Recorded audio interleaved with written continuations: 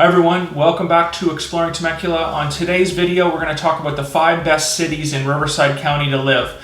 We're going to go over some pros and cons of each city, talk about safety, housing, things to do, and hopefully after this video, you'll have a good idea of each city and sort of where you might want to live in comparison to where your employment is. That's obviously going to be one of the big factors when explaining each of these cities. Everybody knows Southern California traffic is really bad, so depending on where you are employed is going to determine where you should actually live.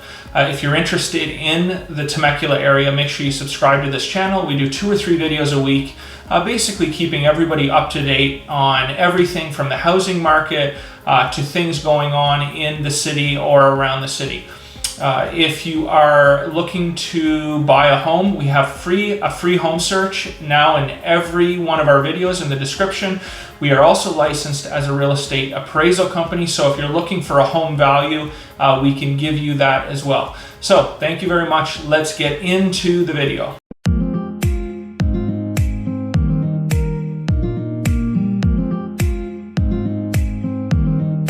Okay guys, so before we start with the first city, I want anybody that's living maybe out of state or is not familiar with Southern California, one of the things that is very unique to Southern California is a lot of cities have good areas and bad areas.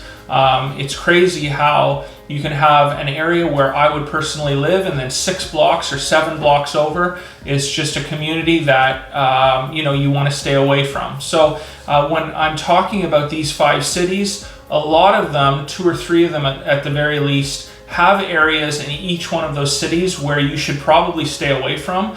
But if you want more information and to be more specific on those areas, I don't want this video to be 30 minutes long. Just reach out to us. We've either lived or sold real estate extensively in all 5 of these cities, so we know them very well, and we can help you navigate on which city would be best for you and which areas of each city are going to be best for you to live in. Okay, so the first city we're going to talk about is Corona.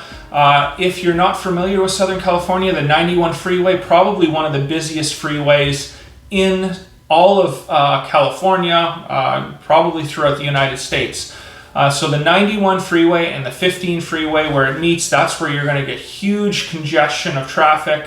One of the benefits of Corona and why home prices in regards to price per square foot are the highest in all of Riverside County is that it's closest to Orange County.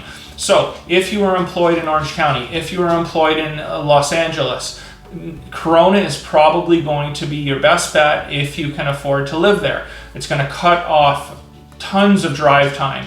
What people don't understand is 10 miles in Southern California traffic could be anywhere from 45 minutes to an hour extra in your car. Where in Corona specifically, again, I mentioned the 15 and the 91 freeway, that's where the congestion happens. Although I personally really like south on the 15 in Corona, a lot of nice homes down in that area, some nice views. The topography, in my opinion, is nicer than many of the areas of Corona. The issue is on the way home from work, you're trying to get on that 15 freeway, and it really is a lot of traffic. You do have the opportunity to take fast track, but prices just keep skyrocketing. And it's just insane to me to think that you're spending $20 one way to take fast track, from the 91 down the 15 freeway. I wanted to add 2 cities that are sort of 1A, B, C from Corona, and that is Norco and Eastvale. If you're going up the 15 north, you're going to get Norco and Eastvale. Norco is a horse community, very well known for horses. So if that is something that you're interested in, it is a nice community. Eastvale, what draws people to Eastvale, it's a newer city, probably in the last 20 to 25 years, a lot of newer homes, and it's very convenient if you're working off the 10 freeway. Again, it seems like in Southern California, home prices in regards to like how much home prices are, are determined to where they are in proximity to major metropolitan cities. So the closer you get to LA, the more home prices are. The closer you can get to Orange County, the higher the home prices are. So 2 other options beside Corona is just up the 15 freeway. Okay, so next up we have Riverside. We personally have lived there for many years. My wife for over 20 years. We know the city very well. What drew us, or what initially drew my wife Christie to Riverside, of course, employment. But after, when she started having kids, we lived in Orangecrest. Orangecrest is a beautiful area of Riverside. You've got good schools, lots of parks, great family atmosphere, lots of sports for your kids if that's something that you are interested in. The downside of Orangecrest is basically there's not much to do. If you're looking for things to do, which we would obviously enjoy a couple times a week, we would oftentimes go down to the downtown area of Riverside, go to restaurants like Mario's. You have the Mission Inn that has a lot of history that's very pretty. People are drawn to Riverside, for the history, and with that comes homes. I mean, the Woodcrest area, not Woodcrest, the Wood Streets area of Riverside. A lot of character in these homes, craftsman style homes that are over 100 years old. So if you are thinking, or if that is your type of personality, the 14, 15, 1600 square foot home, craftsman style, that's 100 years old, absolutely check out the Wood Streets. I mean, it's a beautiful area of Riverside, and one I recommend that you check out.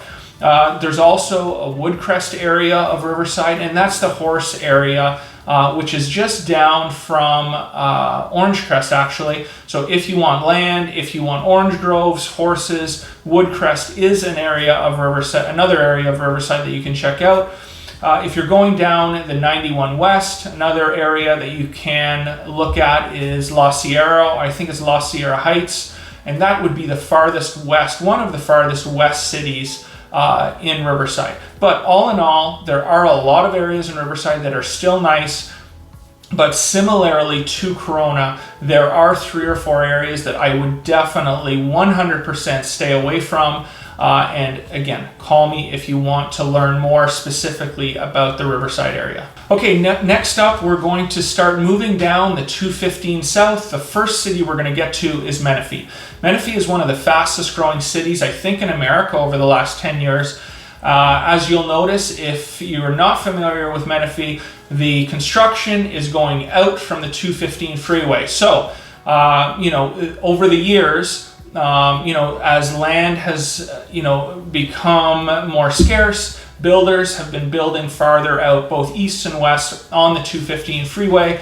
Be aware of that when you're purchasing a home. A lot of people, you go out to, this beautiful home and you're not thinking that, it's a 15-minute drive from the 215 freeway. Again, I can't stress this enough. You live in a nice area of Southern California where the weather's beautiful. The least amount of time you can sit in your car, the better it is for you. Menifee, the one downside, it does not have the greatest schools.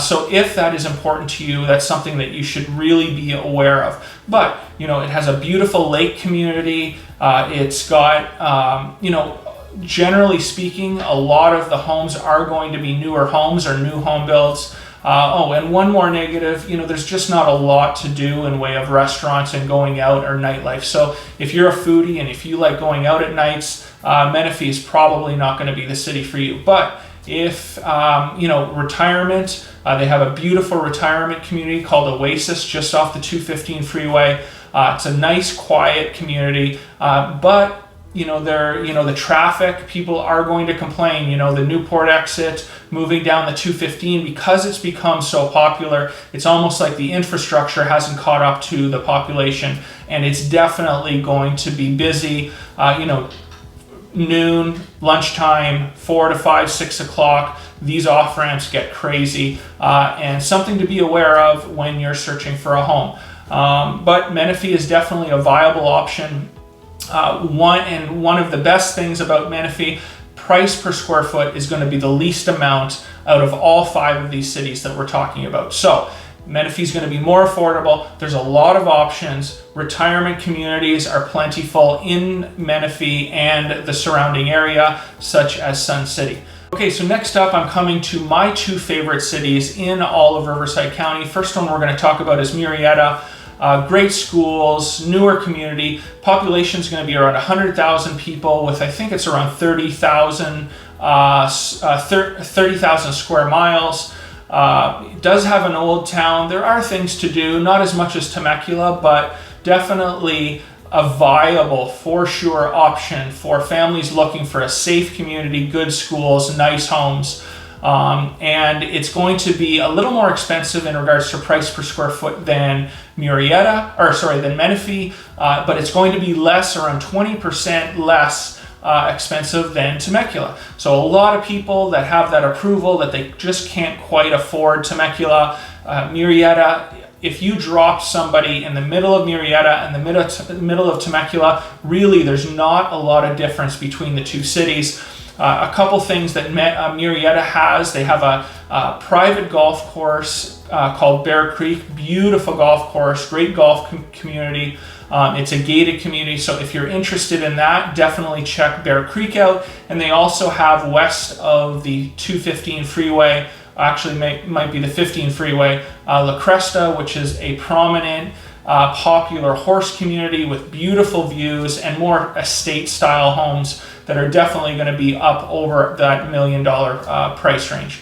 So Murrieta, definitely an awesome city, and highly recommend that you keep Murrieta on your radar if you are living in Riverside County and have employment close to that area. And finally, this channel, what it's all about, Temecula. What can I really say? A beautiful city, great schools, lots to do, old town, wineries. It's becoming a weekend getaway more and more each year. The wine country is growing. I think we have well over 40 wineries now. So if you are looking for a beautiful area with good schools and lots to do and willing to spend, as of right now, anywhere from $600,000 to $1 million on a home, my suggestion, for anybody that is is working around the Temecula area and that can afford the Temecula housing as of this moment right now, that is your best option. Personally, we love it here. We enjoy everything that Temecula has to offer its residents. In regards to specific communities, one of the unique things about Temecula is a lot of the communities, I would say 70% of the communities, have a lot of amenities for their residents, and the HOA is going to run around $100 a month. You get pools, hot tubs, walking trails. All of those things are afforded to the Temecula residents in that community. We also have horse communities, Los Ranchitos. We have Meadowview if you want land. Of course, you have wine country if you want land, and also in wine country there are opportunities for horses there as well. And then just west of the 15 freeway, we have Duluth. Absolutely beautiful area with large parcels of land. A lot of these parcels are over 5 acres. Available, to you for agriculture, avocados, oranges, grapefruits, lemons, all of that type of thing is very prevalent in the Duluth community. And I highly, highly suggest that if that is something of interest to you, that you check out Duluth. So there you have it, guys. 5 communities. I could talk for an hour about each single community. So again, call me if you want more specific information on each one of these cities. Appreciate everybody that watches these videos. And until next time, exploring Temecula.